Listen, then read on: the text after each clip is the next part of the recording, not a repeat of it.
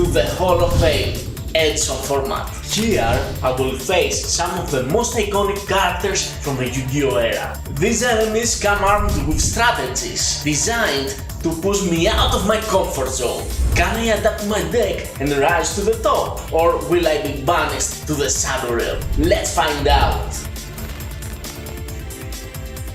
Hello everyone! In today's video I'm going to present the deck choices for the Hall of Fame challenge in Edison format, piloted by the AI from Yu-Gi-Oh! World Championship 2011. There are many strong deck options in Edison format. However, the AI cannot duel like a human player.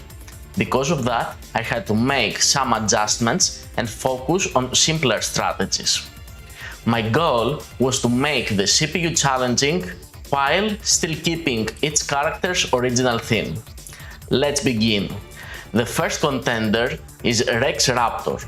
My dueling dinos will tear you to shreds! Time to send this punk to the Ice Age! This deck uses pure dinosaurs to take full advantage of Solidarity and Jurassic World.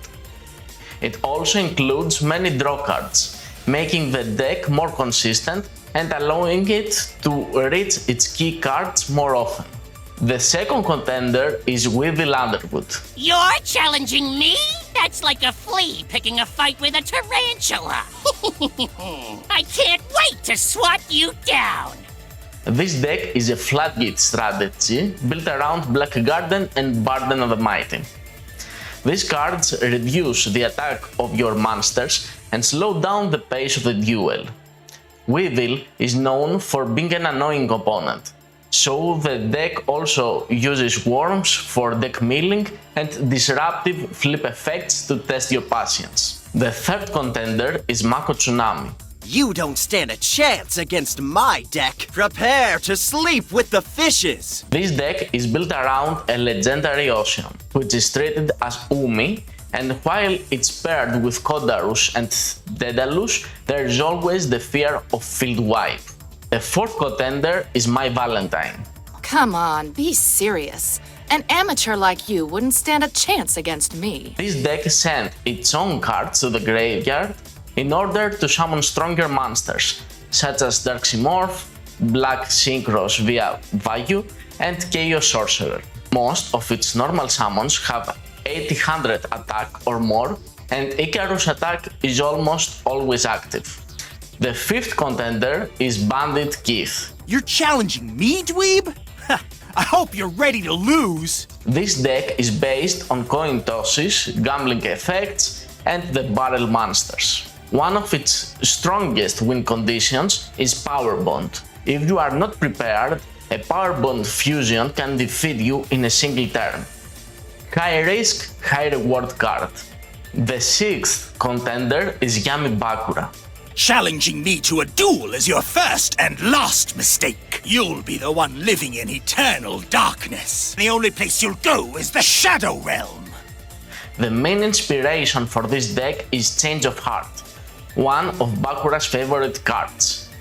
The deck combines light fairy monsters and dark fiend monsters. Fairy recruiters help maintain field presence, while powerful ritual monsters such as Demise and Zork can clear the entire field.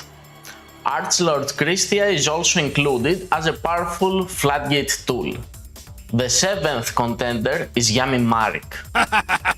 The Shadow Realm hungers for you. Only one of us will survive this shadow game, and you won't be the one.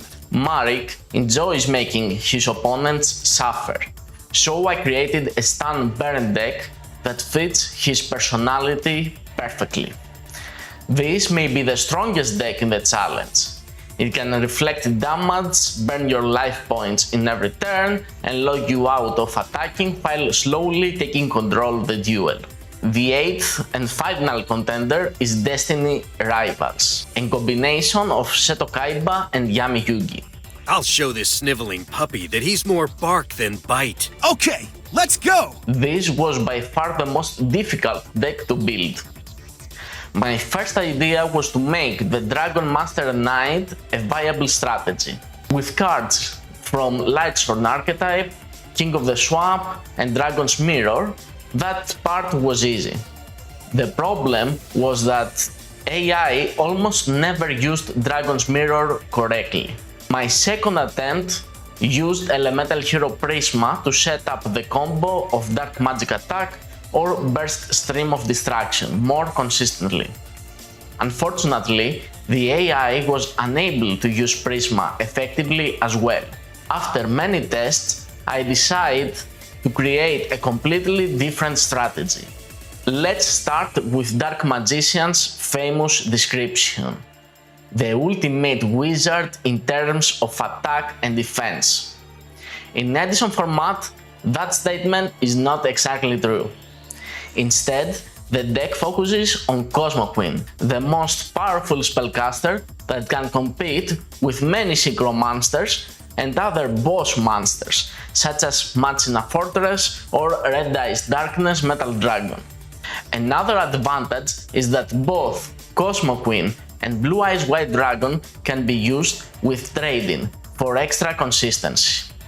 Cards like Birthright and Ancient Rules can special summon these powerful monsters without requiring any tributes.